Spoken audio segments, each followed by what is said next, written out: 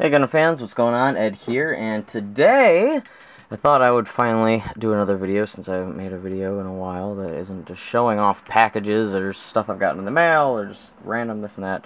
That I'd actually do a video on something that I've actually finished, and this is like, actually this is almost exactly a month old.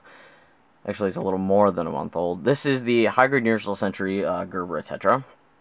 This was part of a group build that I had with my good friends Justinius, Miko, Brandon, Jeremy, Jerome, and I'm not sure who else was involved at the time, but part of my little group on Facebook called the Goof Troop. And what we do is every month we pick a theme, we build a kit, and this was the kit for June. It was a Gerbera Tetra build. As you can see, it's just in standard colors. It's all been painted with tester's paint, airbrushed, and all that stuff.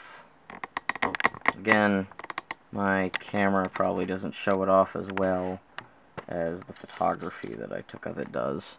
It was a lot of fun to do, I will say that. I think it turned out pretty good.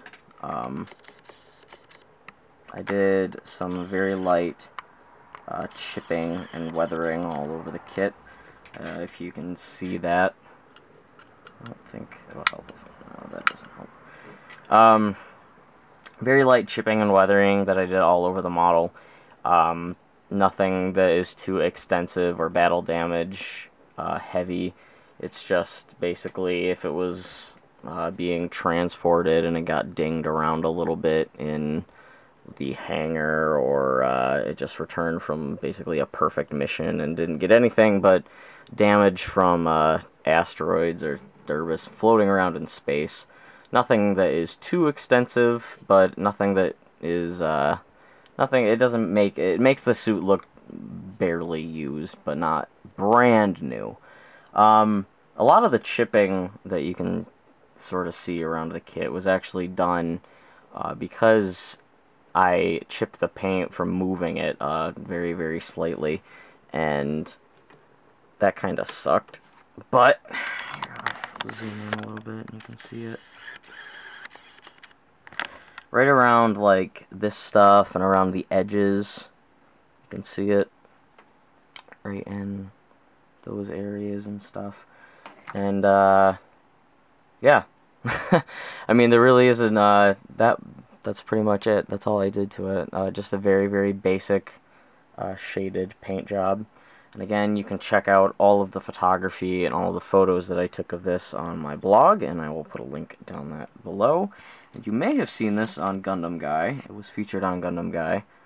Not Gunjap this time for some reason. But whatever. And you can see some of the silver weathering I did around the edges here. But yeah, generally, I'd like to say that I have, taken a leave, not really a leave of absence, but I haven't really been doing that many YouTube videos lately because I've been concentrating on actual models, doing the models less than doing the videos. But now that I've sort of, gotten at this really, really steady pace of model making, I think I'm going to start doing my videos again, and again, that includes tutorials and work in progress videos and all that sort of stuff. I was gonna do an entire work in progress series on the resin Zaku that I'm building with Justin, but that ended up just being finished, so I didn't really do that. Whatever. But yeah, I do have a couple tutorials planned in my head that I have yet to make, but I will be doing in the future. Yeah, so anyway, I definitely think my models have improved. I probably should show this off. It's the Strum booster. And again, you can sort of see, if I can, there we go. You can sort of see on the Strum booster around some of the edges I added very, very light silver chipping. This, I think, by far, the Gerbera is the greatest kit that I've ever built and painted so far. the seams are completely gone all over the kit. There were seams that went all the way down the end of the top and the bottom of the strum booster.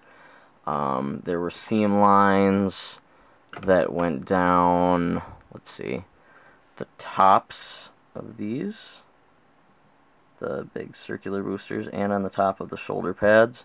There were seam lines that went down the arms. Those are gone. And I'm not really sure where else there were seam lines. But regardless, they are gone. And I am very, very happy with how this model turned out. I really like using testers enamels rather than the normal acrylics that I've been using. I would like to eventually switch to Mr. Hobby and possibly someday Gaia paints. And yeah, so I think these two look really nice standing next to each other. These are two of my favorite painted kits that I've done. I think Gerbera probably being the top contender for that category, just because I feel like I did a pretty kick-ass job on it, if I do say so myself. So yeah, I kind of mumble in my videos, but whatever. I will be... Whoever's going to New York Comic Con 2014, I will be there. I'm not sure if I'm going to bring this as an entry. I don't think I will, but if I don't finish 2 kits by October that I like more than it, I may just bring Gerbera as an entry.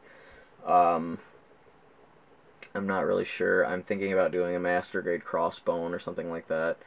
But again, there will be some tutorial videos and some of that fun stuff in the future.